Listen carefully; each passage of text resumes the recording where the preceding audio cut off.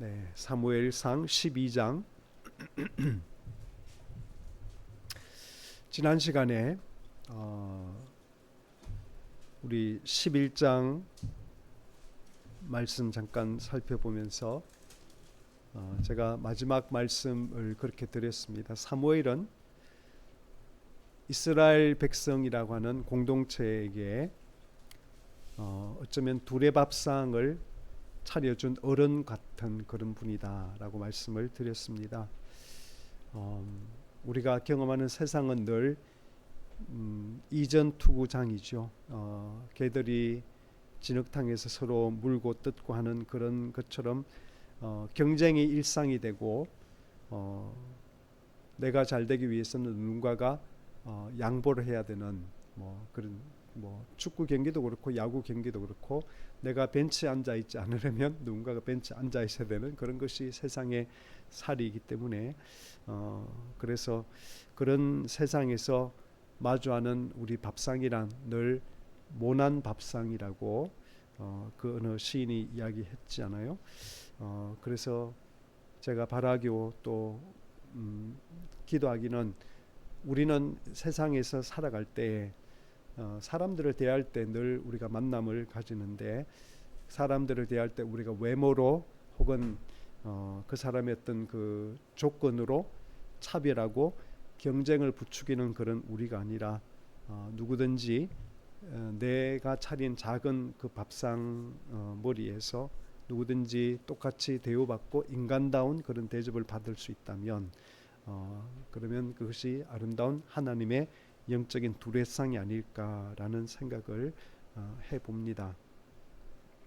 오늘은 12장으로 넘어가서 사무엘이 이제 마지막 고별 설교하는 내용을 살펴보도록 하겠습니다. 먼저 1절부터 5절까지 네, 제가 80%가 나왔는데 아직 20%는 가야 됩니다. 그래서 가끔은 기침을 하더라도 그냥 제가 헛기침하는 걸 뿐이니까 여러분께서 그렇게 개념치 마시길 바라겠습니다. 12장 1절부터 5절까지 사무엘이 온 이스라엘에게 이르되 보라 너희가 내게 한 말을 내가 다 듣고 너희 위에 왕을 세웠더니 이제 왕이 너희 앞에 출입하느니라. 보라 나는 늙어 머리가 희어졌고 내 아들들도 너희와 함께 있느니라. 내가 어려서부터 오늘까지 너희 앞에 출입하였거니와 내가 여기 있나니 여호와 앞과 그의 기름 부으심을 받은 자 앞에서 내게 대하여 증언하라. 내가 누구의 소를 빼앗았느냐 누구의 나귀를 빼앗았느냐 누구를 속였느냐 누구를 압제하였느냐 내 눈을 흐리게 하는 뇌물을 누구의 손에서 받았느냐 그리하였으면 내가 그것을 너희에게 갚으리라 하니 그들이 이르되 당신이 우리를 속이지 아니하였고 압제하지 아니하였고 누구의 손에서든지 아무것도 빼앗은 것이 없나이다 하니라. 사무엘이 백성에게 이르되 너희가 내 손에서 아무것도 찾아낸 것이 없음을 여호와께서 너에게 대하여 증언하시며 그의 기름 부음을 받은 자도 오늘 증언하느니라 하니 그들이 이르되 그가 증언하시나이다 하니라. 아멘. 네, 지도자는 우리가 전기를 읽어보고 요즘 텔레비에도 잘 하는 그 벌거벗은 역사 오늘도 제가 잠깐 네, 벌거벗은 세계사 그런 거 그 좋은 프로그램이 많이 나오는데 오늘 2차 대전 일본의 패망한 그 원인 그 원자폭탄보다 무서운 패망한 그 원인들을 이제 세 가지로 분석하는 것을 제가 재밌게 잠깐 봤는데요. 어느 시대나 그 시대를 이끌어가는 지도자가 있고 그 지도자는 오늘 일본을 2차 대전으로 이렇게 몰아넣은 일본의 그 지도자는 도조 히데키라는 사람인가요? 도조 히데키인가? 하여튼 도조는 맞는데 뒤에는 잘 모르겠네요. 네, 아무튼 그런 장군이 있었다고 하는데 아무튼 어느 시대나 다 지도자가 있죠. 근데 저는 참된 지도자를 어떻게 생각하는가 하면 참된 지도자는 그 시대의 아픔과 짐을 진 사람이다라고 그렇게 생각을 합니다. 아브라함을 하나님께서 민족 그 이스라엘의 민족을 부르시는 그 초창기에 아브라함을 부르셨고, 그래서 아브라함은 믿음의 아버지가 되었고 그랬죠. 그래서 한 민족을 태동시키는 그 산고를 치르기 위해서 아브라함은 자기 아들을 바치는 그런 시험까지 받습니다. 그 이후에 430년 이후에 또 모세라는 지도자가 하나님 앞에 부름 받았는데, 그도 민족을 구원하기 위해서, 그리고 40년 동안 그 노예에 살았던 430년 동안 노예에 살았던 그 백성을 40년의 광야 생활을 통해서 하나님의 백성으로, 자유된 백성으로 훈련하기 위해서 모세도 호된 그 짐을 졌죠. 그래서 너무 짐스러워서 제가 이 사람들 다 낫지 않았는데 하나님 너무나 짐스러워서 저를 먼저 데려가 주세요라고 그렇게 할 정도로 모세도 고난을 당했고, 사무엘은 바람난 민족을 찾는 그런 산고를 치렀던 분이라고 생각할 수 있고, 미국의 16대 대통령 링컨은 남쪽 나라와 북쪽이라는 그 합중국이 그게 이제 갈라지려고 할 때, 그래서 노예 제도라는 것을 놓고서 서로 싸우고 더 이상 양보할 수 없어서, 그래서 나라가 아예 독립하려고 남쪽이 그렇게 전쟁을 했을 때 그 합중국을 지키기 위해서, 하나된 나라를 지키기 위해서 링컨은 그 고난을 치렀고, 결국은 그를 반대했던 한 사람에 의해서 그렇게 총살을 당하는 그런 비극적인 삶을 살았습니다. 처칠이라는 지도자는 서방 세계를 나치의 손으로부터 구하기 위해서 영국 그 국민들에게 제가 약속할 수 있는 것은 여러분의 눈물과 피라고 하는 그 유명한 연설을 하지 않았습니까? 네. 이순신은 외적으로부터 조선을 구하기 위해서 산고를 치렀고, 세종대왕은 백성을 무지로부터 구하기 위해서 애를 썼던 그런 지도자였습니다. 그래서 그 시대에는 그 시대 나름대로 시대가 지어주는 짐이 있었고 고통이 있었는데, 그거를 기꺼이 자신의 것으로 감당하고 그거를 해결하기 위해서 떠안는 그런 수고를 했던 사람들이 바로 한 시대를 매듭짓는 그런 지도자라고 생각할 때, 사무엘은 사사기 시대를 끝내고 왕정 시대를 시작하는 그 전환기에서 살았던 그런 지도자였지요. 그래서 지금까지 리더십은, 그러니까 사사들을 포함해서 뭐 모세, 여호수아 뭐 그런 사람들 다 포함해서 지금까지 있었던 그 리더십의 특징은 하나님께 초점을 맞추던 그런 리더십이었습니다. 그렇죠? 하나님께서 세우신 사람들을 통해서 하나님의 명령에 절대 순종함으로 하나님의 백성들을 구원해 가시는 그런 이야기라면, 사무엘이 시작한 왕정 시대의 특징은 사람들에게 초점을 맞춘 리더십의 등장이었죠. 그래서 사람들이 세운 그 왕은 그 인간의 환호로 세워졌고, 또 그런 인간들의 여론으로 왕을 움직이는 그런 시대가 바로 왕정 시대의 특징이라고 이렇게 말을 할 수 있겠습니다. 그런 시대 가운데 살았던 사무엘은 쏘가리를 꽤 했습니다. 모든 참된 지도자가 그 시대 짐을 져야 되는 그런 그 때문에 힘들었겠지만은 우리도 사실은 여기 이제 연세 드신 80이 넘으신 분도 계시고 한데, 세월을 이렇게 살아온 세월을 이렇게 돌아보면 그때가 참 좋았던 것들 있잖아요. 그런데 지금 생각하면 그것이 없어져서 그것이 섭섭한 것들 있잖아요. 예?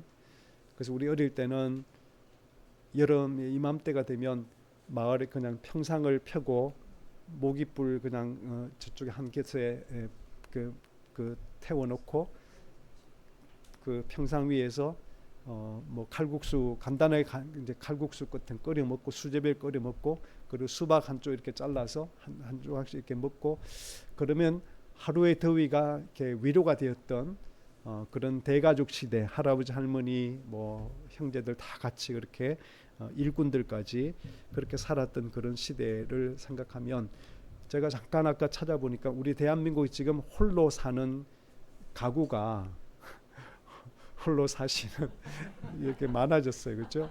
홀로 사시는 가구가 여기도 두 분 계신데 804만 가구랍니다. 홀로 사시는 가구. 그래서 우리나라의 36%가 되어서 압도적으로 1위래요. 그 형태가 1위가 됐습니다. 근데 시대적인 흐름이라고 하지만 우리가 섭섭하게 생각하는 것은 요즘 젊은 사람들은 결혼을 하지 않으려고 하는 비혼주의. 결혼을 해서 아이를 낳아야 되고 교육을 시켜야 되고 남편과 맞춰야 되고 부인과 맞춰야 되고 그런 것들이 너무 거추장스럽고 사회적으로 또 이렇게 아이를 키우는데도 많은 비용이 들고 정신적인 비용도 들고 또 경력도 단절되고 그런 이유 때문에 결혼을 안 하려고 하는 그런 여러 가지 이제 그 트렌드가 생겼는데 제가 무슨 말씀드리는가 하면 사무엘이 생각할 때는 최선의 길이었는데 왕정이란 것은 차선의 길밖에 안 됩니다. 근데 백성들은 그것이 최선의 길이라고 생각을 했어요. 그것이 안타까웠던 거죠. 하나님을 일생 동안 섬겼던 그래서 하나님을 섬기며 산다는 것이 얼마나 든든한 일인지를 너무나 잘 알았던 사무엘로서는 백성이 그 하나님을 더 이상 우리가 따르고 그분만 믿고 살기에는 너무 세상은 변했다. 그래서 우리도 이방처럼 왕을 세워주세요라고 하는 것이 얼마나 사실은 눈에 보이는 것뿐만 아니라 보이지 않는 삶의 질을 포기하는 일인 것을 사무엘은 알고 있었습니다. 그래서 사무엘 아마 그것 때문에 괴로웠던지 아마 그런 생각을 했던 것 같아요. 내가 모자랐을까? 내가 지도자로서 뭔가 잘못해서 부족해서 백성들이 왕을 세워달라고 그렇게 말을 했던가? 라고 하는 그 자책감으로 5가지 질문합니다. 백성들 앞에서. 여러분 제가 여러분의 소를 빼앗은 적 있나요? 여러분의 나귀를 제가 강제로 빼앗은 일이 있습니까? 여러분을 제가 권력으로 강압한 일이 있어요? 뭐 누구를 제가 속여 먹은 일이 있습니까? 혹은 제 눈을 흐리게 하는 뇌물을 받아서 누군가 판결을 흐리게 한 그런 일이 있었나요? 있었다면 제가 이 자리에서 그를 갚을 테니까 여러분들이 이야기하세요 라고 그렇게 초대를 합니다. 저는 그렇게 못할 것 같아요. 네, 그러면 누가 손들고 목사님 이랬잖아요. 그러면 큰일 날 것 같아서 저는 질문을 못할 것 같은데 사무엘은 정말 자기 생각에는 클린하게 양심껏 백성들을 그렇게 섬겼고 제가 아까 말씀드렸던 대로 그는 늘 이스라엘 백성들에게 그 둥그런 그런 둥글의 그 두레밥상을 챙겨주는 영적인 두레밥상을 챙겨주는 그런 지도자로서 애를 썼기 때문에 자기는 치우치지 않았다는 삶을 살았던 것이지요. 근데 이 질문이 여러분 흥미로운 것은 8장에 보면 왕을 요구할 때 처음으로 요구할 때 하나님께서 주신 말씀을 가지고 이스라엘 백성들이 이야기를 합니다. 쭉 이야기한데 여러분은 왕을 원하지만 그러나 실제로 그 왕이 생기면 여러분의 생각했던 그 이상적인 그런 왕이 아니라 왕은 당신들을 종으로 삼을 것이고 당신들은 그 왕을 섬기고 왕이 당신들을 위해서 그렇게 할 것 같지만 그렇지 않다고 하면서 여러분의 땅을 빼앗을 것이고 여러분의 수확을 빼앗을 것이고 여러분의 자식을 빼앗아서 자신의 말을 길들이고 말을 모는 사람도 만들 거고 종으로 만들 것이고 여러분의 가축을 좋은 가축을 또 빼앗아서 자기가 그렇게 사용할 것이고 여러분의 좋은 종들을 빼앗아서 그렇게 결국은 여러분이 왕의 종으로 섬길 수밖에 없을 것이다 라고 경고를 하는데 사무엘은 그 질문을 하면서 참 흥미롭다는 생각을 했습니다. 근데 백성은 그 말을 듣고서는 아닙니다. 어르신은 지금까지 한 번도 그런 일이 없습니다. 어르신이 잘못해서 우리가 왕을 요구하는 거 아닙니다 라고 하는 그 답을 하죠.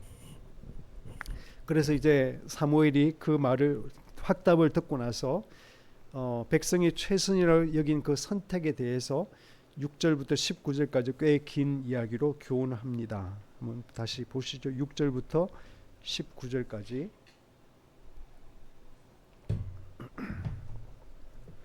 사무엘이 백성에게 이르되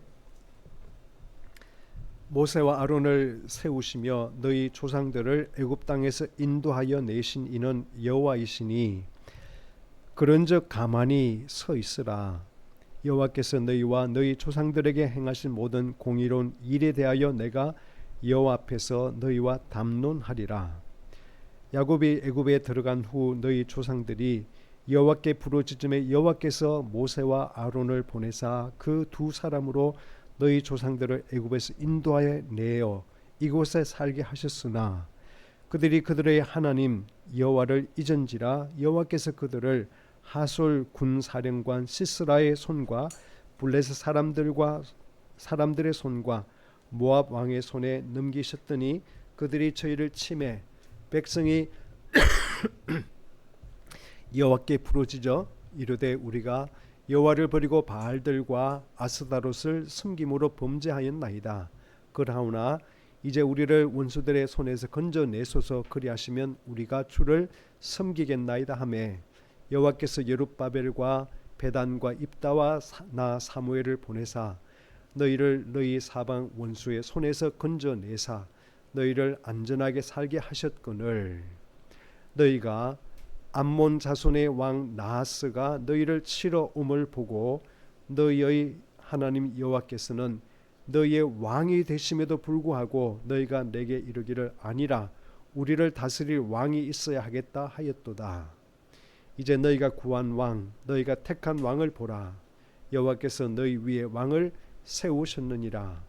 너희가 만일 여호와를 경외하여 그를 섬기며 그의 목소리를 듣고 여호와의 명령을 거역하지 아니하며 또 너희와 너희를 다스리는 왕이 너희의 하나님 여호와를 따르면 좋겠지만은 너희가 만일 여호와의 목소리를 듣지 아니하고 여호와의 명령을 거역하면 여호와의 손이 너희의 조상들을 치신 것 같이 너희를 치실 것이라. 너희는 이제 가만히 서서 여호와께서 너희 목전에서 행하시는 이 큰 일을 보라.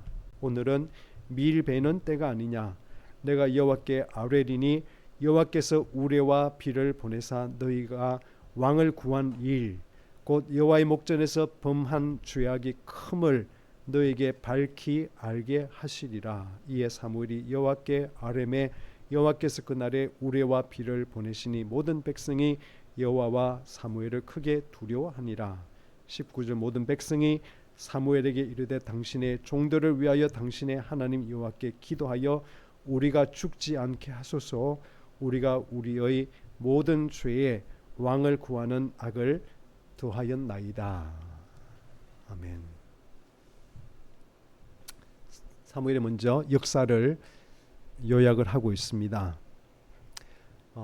아까 말씀드린 것처럼 첫 민족의 지도자라 하는 모세로부터 이제 사무엘 현재 지점 사무엘까지 그 긴 장엄한 몇백 년의 그 어떤 시대가 지금 이제 막을 내리고 왕정 시대라는 새로운 시대가 이제 시작되고 있는 터닝 포인트에 있죠. 그래서 그 시대의 특징은 쭉 사무엘이 이야기했던 것처럼 하나님이 주어이세요. 그렇죠? 하나님의 행위자이십니다. 하나님의 행위가 구원과 심판이라는 그 행위가 역사의 그 중심 축을 지금까지 이뤄왔던 그 시대가 이제는 이스라엘 백성들의 선택에 의해서 저물고, 그래서 하나님이 지도자였고 구원자로서 당신이 필요할 때마다 일꾼들을 세워서 당신의 뜻대로 그렇게 인도했던 그 시대가 이제 끝이 났다. 이제 왕의 시대가 시작됐다고 이야기하죠. 그러면서 너희가 왕을 구한 계기가 악명높기로 유명한 암몬의 나하스라는 왕, 지난 시간에 우리 공부했잖아요. 그래서 그 나하스는 얼마나 지독했든지 정복하는 나라마다 백성들의 눈을 하나씩 다 뺐습니다. 참 대단했죠. 오늘 저도 그 일본의 만행에 대해서 다시 한번 들으면서 제가 사람이 어떻게 저렇게 예? 예. 어떻게 저럴 수 있지? 독일하고 일본하고 너무 비슷한 게 그 히틀러가 선동을 했을 때 모든 독일 국민들이 다 거의 다 뭐 90% 이상이 다 찬성하고 교회도 다 찬성을 하죠. 그것처럼 일본도 군부가 이제 무능한 정치자들을 이제 무너뜨리고 쿠데타를 몇 번 해가지고 그렇게 할 때 국민들이 그거를 지지하지 않았으면 어렵죠. 예. 그 최종적으로 국민이 제일 중요한 거니까. 근데 그거를 굉장히 환영했다는 거예요. 그 전쟁을 벌였을 때 환영하고, 그리고 그 전쟁이 이제 커지면서 동남아로 뭐 동북아로 태평양 전쟁까지 이렇게가 이제 일본이 감당할 수 없는 그런 큰 전쟁을 치를 때에도 그 흥미로운 것은 절약을 해야 되니까 뭐 우리나라를 수탈해 간 것은 물론이고 우리나라를 모든 쌀들을 다 그 걷어가서 군인들 군량비를 쓰고 자기 나라 백성들을 먹이고 우리나라 국민들한테는 뭐를 줬는가 하면 가축 사료를 줬다는 거예요. 가축 사료를 그 먹고 살으라고. 정말 이가 갈리는 그런 일이죠. 근데 자국 백성들도 그거를 이제 체감을 하고 그렇게 해야 되는데 결혼식 할 때 되게 그래서 결혼식을 화려하게 하잖아요. 근데 일본 여성은 기모노를 웃도리만 입고 밑에는 몸빼를 입게 했답니다. 결혼식 때. 그리고 일본 그 남편들은 그 신랑들은 군복을 입혀서 했대요. 전시시대다. 그래서 그렇게 모든 국민들을 그렇게 전쟁 노예 그 기계로 그렇게 만들어서 뭐 마닐라에 10만 명을 하루아침에 죽이고 그런 일들 아주 기가 막힌 그런 일들을 했다는 이야기를 들었는데 나하스가 바로 그런 시대 사람이었죠.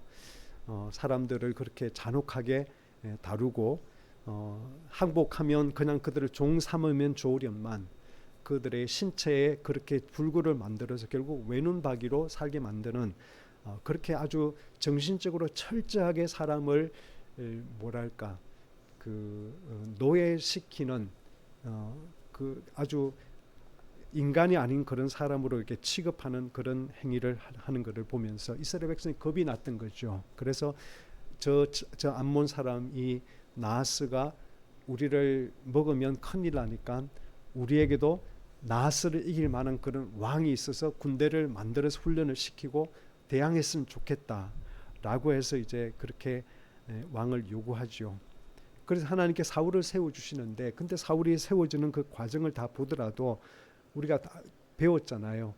사울이 아버지의 집 나간 암나기들 찾아다니다가 결국은 하나님의 영이 감동해서 사울이 그렇죠? 나하스가 나라를 침범했던 그 이야기 듣고는 그 분노가 의로운 분노가 차올랐던 것은 하나님의 영이 그 속에 역사하셨다는 것이고 그 사울 왕의 징집 이야기를 듣고 온 백성들 속에 두려움이 임했다. 그래서 33만 명이 모였는데 그때도 하나님의 영이 그들 속에 두려움으로 역사했다고 그렇게 말을 하고 있습니다. 그러니까 다시 말씀드리면 하나님께서 왕을 세우실 뿐만 아니라 이스라엘 백성들은 하나님의 왕이 이제 안 있습니다. 우리한테는 눈에 보이는 왕이 필요합니다. 라고 해서 왕을 세웠지만 그러나 왕을 세우는 그 과정과 그 왕이 왕으로서 다스리는 그 모든 과정 속에 결국은 하나님이 여전히 개입하고 계시다라는 것을 그렇게 우리에게 보여주고 있습니다. 그래서 복음은 이런 것이 여러분은 왕을 요구함으로 하나님이 왕이 못되게 했지만 하나님은 여러분을 포기하지 않았어요라는 것이 복음이죠. 여호와께서 세우셨고 또 여러분이 계속해서 그 하나님을 경외하면 그리고 왕도 주님을 섬기면 모든 것이 그래도 잘 될 겁니다 라고 그렇게 이야기하죠. 그러나 거꾸로 이야기도 있습니다. 거꾸로 그렇지 않으면 하나님의 심판의 맛을 보게 될 것이다. 그렇게 이야기하면서 사무엘이 한 가지 제안합니다. 지금 밀을 수확하는 시기라는 이야기는 건기라는 이야기죠.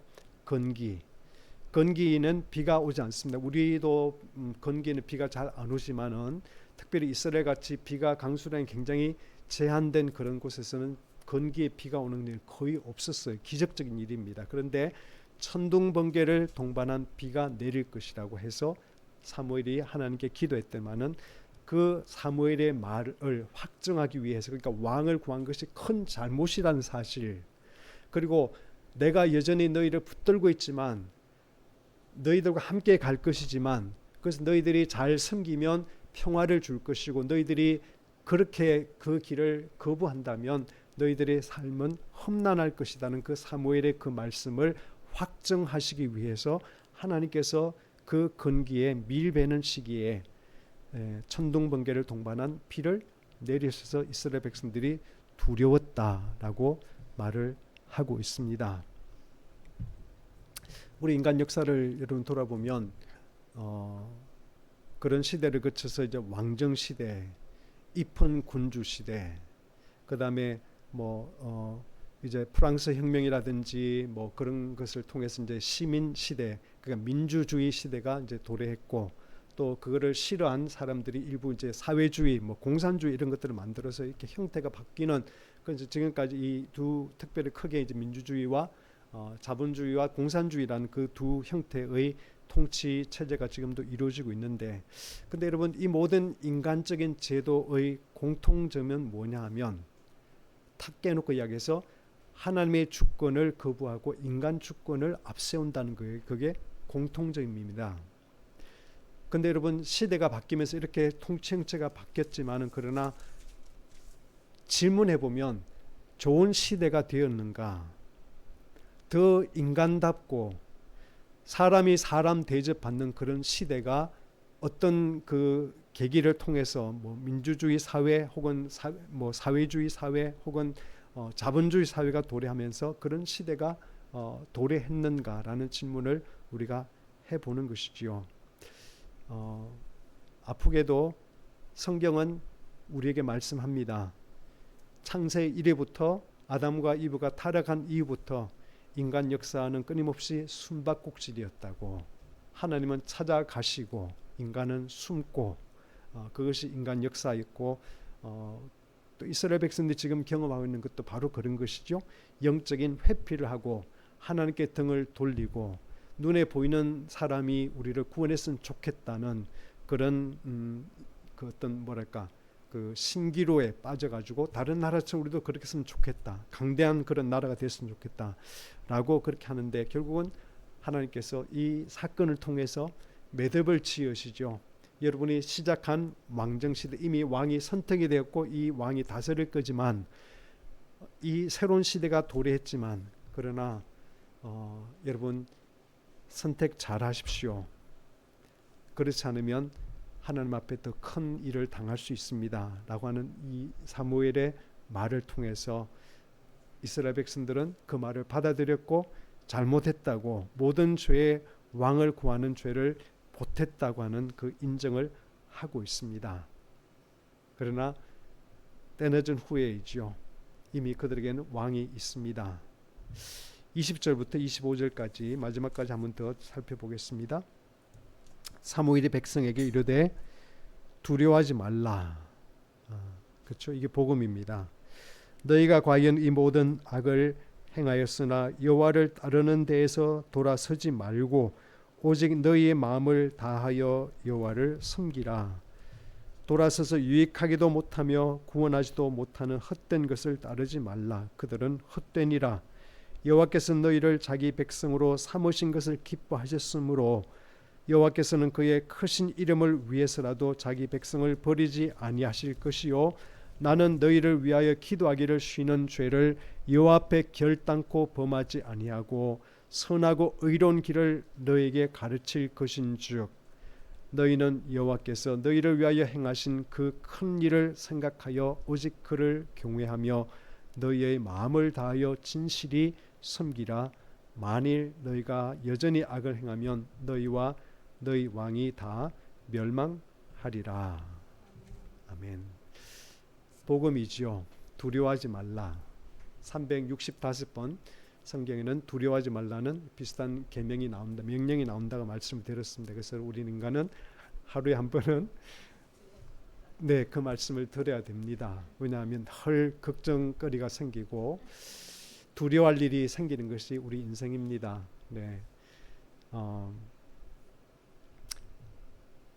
이스라엘의 잘못된 결정 가운데 하나님은 그들을 네가 알아서 해, 이제는 그렇게 내버려 두지 않으신다는 것이 복음이죠.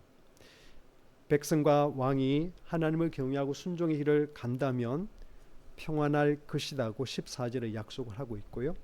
하나님이 여전히 너희의 하나님으로 계속 행동하실 거다.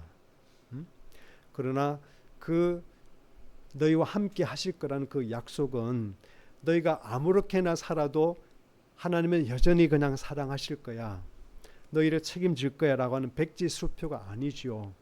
불순종은 분명히 하나님이 함께 하는데 불순종한다면 그 대가는 분명히 치러야 되는 것이죠. 그래서 평안이든 심판이든 하나님은 어떤 형태로든지 이스라엘 백성에게 역사하시고 무엇인가를 주실 거다라고 하는 것이 사무엘의 약속입니다. 그래서 사무엘의 이 말씀 속에서 우리는 이걸 복음이라고 그렇게 간단히 이야기하는데, 성경에 끊임없이 성경을 창세기부터 요한계시록까지 꿰고 있는 중요한 그 메시지 가운데 특징 중에 하나는 뭐냐 하면, 어떤 악이나 죄도 그 자체로는 우리를 향한 하나님의 은혜와 자비로부터 분리시키지 않는다라는 사실입니다. 다시, 어떤 악이나 죄도, 인간이 범하는 어떤 악이나 죄도 그 자체로는 우리를 향한 하나님의 그 자비와 사랑을 끊지 않는다는 거예요. 그러니까 하나님이 주도권을 가지고 끊으면 끊는 것이지만, 인간이 하나님의 경고하심에도 불구하고 매를 맞고도 돌이키지 않고 끊임없이 그 길을 계속 가겠다 그러면 하나님은 그거를 끊으시겠지만은, 그러나 실제로 우리가 삶을 돌아보건대 하나님을 제거하는 것은 쉽지 않다. 유진 피러스 목사님의 말씀대로 성경을 살펴보면 하나님을 끊어내기는, 하나님을 제거하는 것은 참 쉽지 않다. 그만큼 하나님은 뭐예요? 사랑이시다 이 말이죠. 우리를 끝까지 참으시고 우리가 숨 넘어가는 그 순간까지 우리에게 기회를 주시는 하나님이고, 그래서 우리가 사형제도를 기독교적 입장에 폐지해야 된다는 그 이유는 뭐냐 하면, 우리는 마땅히 이 사회에 저렇게 무도한 악을 행한 사람을 왜 살려둬야 되느냐, 왜 국민의 세금을 가지고 저 사람을 이렇게 먹여야 되느냐. 요즘 뭐 교도소에 날이 너무 더우니까 에어컨을 설치해야 되는 말은 그 이슈가 이제 됐다고 그렇게 이야기하는데요. 저는 교도소 안이 사람이 지낼 수 없다면, 너무 고통스럽고 누워 있는데 그거 머리가 아프고 복통이 생기고 그런다면 저 어떻게 하겠어요? 네? 뭐 이제 일각에서는 그렇게 하면 더 간다. 사람들이 집에는 에어컨을 못 켜고 있으니까 잡범돼 가지고 여름에는 에어컨 있는 감옥에 갈 거다, 그 감옥이 터져날 거다, 그런 이제 우려도 있긴 한데, 아무튼 우리가 사형제도를 기독교적인 입장에서 반대하는 이유 중 하나는 하나님은 한 생명을 끝까지 기다리시는 분이기 때문에, 사형수가 사형을 선고받고 그냥 죽으면 사회는 그냥 끝이 나고 그게 속은 편할지 모르지만, 사회적인 비용은 절감할 수 있을지 모르지만, 그러나 그 사람이 평생 동안 복역을 하면서 기회가 주어질 수 있는데, 회개할 수 있는 그런 하나님의 복음이 들어갈 수 있는 그런 틈새가 만들어질 수 있는데, 그거를 원천적으로 차단하는 길이 되기 때문에, 그래서 우리가 기독교는 사형 집행을 반대하는 신앙이 그게 원리 원칙적인 것이지요. 네. 아무튼 하나님은 그러신 분이다 하는 것입니다. 사무엘은 그래서 두 가지 약속을 합니다. 첫 번째는 여러분의 영적인 안녕을 위해서 저는 기도할 것입니다. 여러분을 위해 제가 만약에 기도를 쉰다면 그것은 저는 하나님 앞에 범죄 행위가 될 거라고 생각합니다. 그 이야기를 아주 무거운 이야기입니다.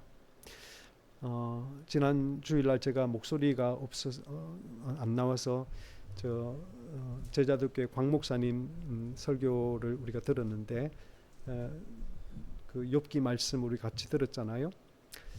욥을 하나님께서 동방의 의인을 칭찬하시고 그만큼 악에서 떠난 자가 없다라고 하시는데 그렇게 앞에서 욥에 대해서 서론적으로 딱 정리해놓고 그 뒤에 무슨 사례를 이야기하시는가 하면 욥이 이런 사람이라고 하나님이 칭찬하시는 동방의 의인이라고 이렇게 말씀하시고는 그 뒤에 사례를 뭐라고 들은가 하면 자녀가 10명이 있었다.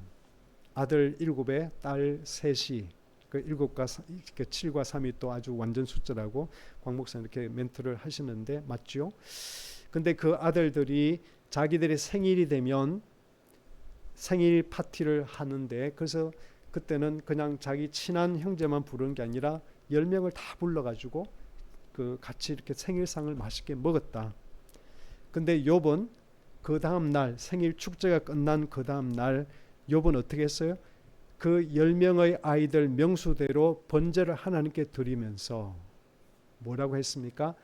혹시라도 내 아이가 술을 한 잔 마시고는 너무 기분이 좋아가지고 혹은 인생이 너무 잘 풀려가지고 그 자신만만함 때문에 혹시라도 하나님께 큰 말을 했을까 범죄했을까 두렵다고 하면서 혹시라도 범했을 생각으로라도 범했을 혹시라도 술 취해서 한 말이라도 했을 그 하나의 가능성 때문에 욥은 매번마다 그렇게 그 명수대로 하나님께 번제를 드렸다고 그렇게 이 사례를 소개하고 있습니다.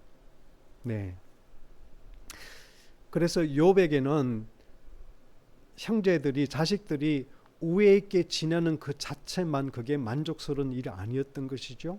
자식들이 그래도 시집 장가가고 자기들끼리 생일 파티를 할 수 있을 만큼 그렇게 안정되게 사는 그 자체 그것만이 아버지로서 만족스러운 거 아니었습니다.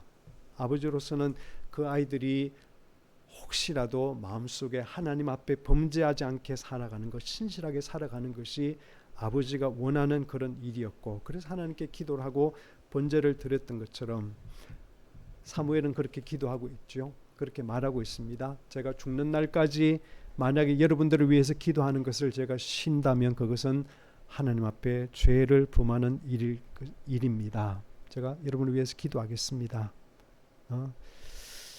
여러분 감사가 내가 노력하는 것보다 훨씬 많이 받아 누린다는 것을 인정하는 행위가 감사라면 여러분 그렇잖아요. 여러분 이 식혜를 하나 마실 때도 감사하고 하늘이 너무 맑은 것도 감사하고 아침에 마침내 그렇게 더웠던 그 2026년의 여름이 지나가고 며칠도 뭐 30 몇 도 올라가겠지만은 이렇게 시원한 공기, 맑은 공기를 우리가 아침 저녁으로 즐길 수 있다는 것이 감사하다는 그것은 뭐겠습니까? 내가 만든 것 아니잖아요, 그렇죠? 내가 수고한 만큼 우리는 누린 만큼 아니잖아요. 내가 뭐 한 달에 1,000만 원을 벌어서 1,000만 원을 다 쓴다 하더라도 그 맑은 공기를 만들 수 있을까요? 시원한 공기를 우리가 만들 수 있을까요? 그 에어컨 켜고 살 수밖에 없지만은 그렇지 않잖아요. 그래서 감사라는 것은 내가 노력한 것보다 훨씬 더 많이 받아 누린다는 것을 인정하는 것이 감사라면 기도는 뭘까요? 기도는 내 힘으로는 도무지 복되고 선하게 살 수 없다는 것을 알기에 하늘의 도움을 청하는 것이 기도이겠지요. 네? 물론 감사 기도도 할 수 있고 뭐 남을 위해 중보 기도도 할 수 있고 여러 가지 할 수 있겠지만 그러나 기도의 핵심은 내 힘으로는 도무지 내가 원하는 선하고 복된 인생을 살 수가 없네요. 하나님, 저 그렇게 살 수 있도록 도와주세요 라고 하는 것이 기도의 핵심인 것이죠. 그래서 욥이 사무엘이 기도하겠다. 두 번째는 여러분을 가장 선하고 바른 길로 가도록 제가 계속해서 여러분을 지도할 것입니다. 가르칠 것입니다. 라고 말하고 있습니다. 사무엘은 아주 고든 사람이었습니다. 둘의 밥상을 차려주는 그런 마음이 푸근한 그런 어른이기도 했지만은, 그러나 나는 여러분이 왕을 선택해서 내 리더십을 거부했다 하더라 나는 여러분이 생각했던 것처럼 뒷방 늙은이로 그렇게 시간 보내도 죽지 않을 겁니다. 여러분이 잘못하면 잘못하는 대로, 잘하면 잘하는 대로 여러분 앞에서 제가 영적인 책임을 감당할 것입니다. 라고 이야기합니다. 어른 노릇 제대로 하겠다는 것이죠. 저는 우리 예수사랑교회 어르신들이 이번 주 토요일 날 모시는 65세 이상 된 어르신들이 그러하실 수 있기를 바랍니다. 기도하고 삶으로 우리 후배들에게, 동력자들에게, 또 동료 신앙인들에게 바른 길을 가르치는 그런 이정표처럼 그렇게 사실 수 있기를 진심으로 바라는 것이죠. 네. 마지막으로 유의하는 것은 사무엘이 7절과 16절, 여러분 캐치하시는지 모르겠어요. 7절에 보면 그런즉 가만히 서 있으라. 그 다음에 16절에 보면 너희는 이제 가만히 서서 라고 하는 가만히 서서라는 표현이 두 번 반복되고 있습니다. 여러분, 서서, 이 사무엘이 서서라는 그 표현할 때 그 서서는 게으름이나 나태함이나 주저함이 아니죠. 서서라는 그 말은 여러분이 지금 하나님의 법정 앞에 서 있다는 그 이야기죠. 하나님 앞에 지금 서 있습니다. 그러므로 주목하십시오. 내 눈을 보고 내 말을 주의하십시오. 여러분은 지금 위기에 처해 있으니 두 갈래 길에서 선한 길을 선택하여 생명과 평안과 행복의 길을 걸어라 라고 초대하고 있는 것이죠. 하나님 앞에서 섰으니 그 길을 가라고 이야기하는 것이죠. 마지막으로 여러분이 잘 아시는 로버트 프로스트의 가지 않는 길, The Road Untaken 이라는 그 시, 여러분들이 그를 이제 번역을 했습니다. 워낙 유명한 그 시이다 보니까 1874년에 태어나서 1963년에 생을 마친 그 유명한 로버트 프로스트의 시 The Road Untaken이라는 그 시를 정현종이라는 분이 시인이 번역한 것을 제가 한번 읽어보겠습니다. 네, 부분을 읽어볼게요. 단풍던 숲속에 두 갈래 길이 있더군요. 몸이 하나니 두 길을 다 가 볼 수는 없어 나는 서운한 마음으로 한참 서서 잣나무 숲속으로 접어든 한쪽 길을 끝 간데까지 바라보았습니다. 그러다가 또 하나의 길을 택했습니다. 먼저 길과 똑같이 아름답고 아마 더 나은 듯도 했지요. 풀이 더 무성하고 사람을 부르는 듯 했으니까요. 사람이 밟은 흔적은 먼저 길과 비슷하긴 했지만, 그리고 3년을 제가 중략합니다. 마지막 년, 오랜 세월이 흐른 다음 나는 한숨 지으며 이야기하겠지요. 두 갈래 길이 숲속으로 나 있었다. 그래서 나는 사람이 덜 밟은 길을 택했고 그것이 내 운명을 바꾸어 놓았다라고. 로버트 프로스트의 시 표현대로 여러분, 인생은 연습이란 게 없습니다. 우리 인생은 한번 지나가면 다시는 돌아오지 않는 물처럼 그런 것이기 때문에 인생은 연습이란 게 없어요. 물론 두 번의 기회는 있긴 합니다만은 어쨌든 우리는 끊임없이 내 의제 중심의 길을 걷느냐 아니면 하나님 말씀 중심의 길을 걷느냐라는 그 두 가지 선택길에 놓여 있다는 사실을 생각합니다. 아브라함 요슈아 헤쉘이라는 분이 했던 이야기, 사람이란 하늘과 땅이 서로 얽혀 짜내는 매듭이다라는 말씀을 제가 언제 드렸던 것 같아요. 하늘과 땅이 서로 얽혀서 짜내는 매듭이다. 그렇죠? C줄과 날줄과 C줄이 이렇게 같이 했어야지 이게 그 직감이 되듯이, 옷감이 되듯이.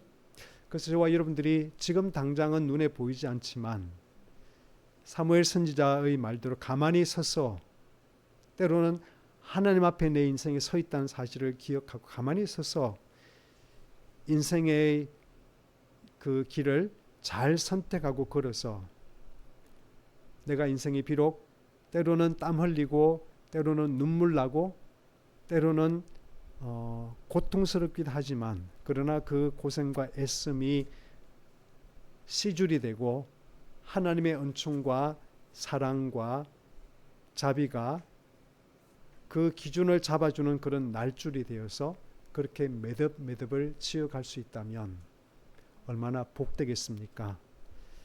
그런 인생을 저와 여러분들이 하루하루 한 뼘 한 뼘 살아내는 그런 귀한 은혜가 있기를 주의 이름으로 축원합니다. 기도하겠습니다.